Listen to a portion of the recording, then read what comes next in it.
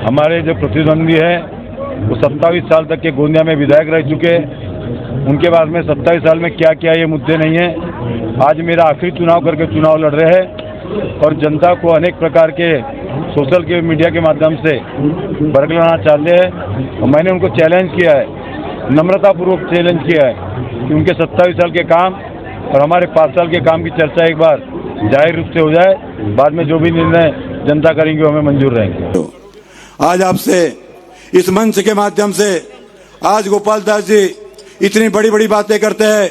मैं गर्व के साथ में नहीं, नम्रता पूर्वक गोपाल दास जी को आह्वान देना चाहता हूं।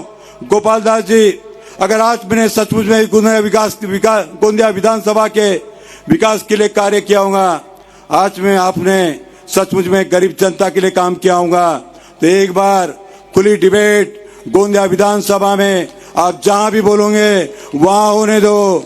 दिन तुम्हारा, समय तुम्हारा, स्थान तुम्हारा, सभी जनता के सामने में एक बार डिबेट हो जाने दो। अगर उस डिबेट में आपके 27 साल के बनाम में मेरे 5 सवाल कहीं भी कम उतर गए तो जनता जो बोलेंगी वो सजा भुगतने के लिए तैयार हो। जनता जो बोलेंगी वो सजा भुगतने के लिए तैयार हो। एक बात ईमानदारी से बताना, आज गोंदिया विधानसभा में 27 साल का कार्यकाल आपने गोपाल दास जी का भी देखा है, 2 साल कोरोना में गए, 3 साल का कार्यकाल मेरा भी देखा है।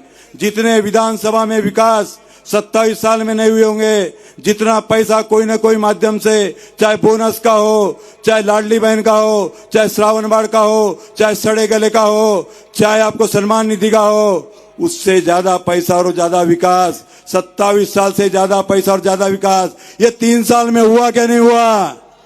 हाथ खड़े करके बोलो, हुआ क्या नहीं हुआ? हुआ क्या नहीं हुआ? हुआ। आज गोपाल दास जी के पास में मुद्दे नहीं है।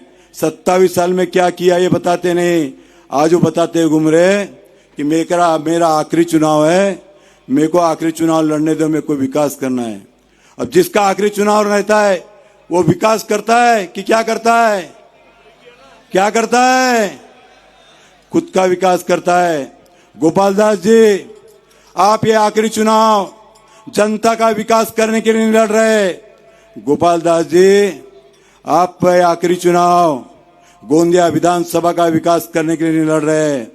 गोपाल दास जी, ये आप आखिरी चुनाव अपने बच्चों का पुनर्वसन करने के लिए लड़ रहे हो, अपने बच्चों को सेटल करने के लिए लड़ रहे हो, अपना घर बढ़ाने के लिए लड़ रहे हो, अपना खुद का और अपने बच्चों का विकास करने के लिए चुनाव लड़ रहे हो, अपने बच्चों का और खुद का विकास करने के लिए चुनाव लड़ रहे हो। जात पंथ धर्म भाषा इसका विचार मत करिए। आपके लिए आपके भविष्य को बदलने की ताकत रखने वाले पार्टी और उम्मीदवार का साथ दीजिए। विनोद के रूप में एक अच्छा उम्मीदवार खड़ा है और मैं आपसे हाथ जोड़कर अनुरोध करने के लिए आया हूं कि आपके आशीर्वाद कमल के फूल की बटन दबाकर आप उसको दीजिए। यही हाथ जोड़कर आपसे प्रार्थना करने के लिए मैं आया हूं। आप इतनी बड़ी संख्या में आए हो तो मुझे लगता है कि विनोद, इस बार तुम ऐसे भारी मार्जिन से जीतोगे कि विदर्भ में और महाराष्ट्र में रिकॉर्ड मार्जिन से तुम्हारी जीत होगी, ये मेरा विश्वास है।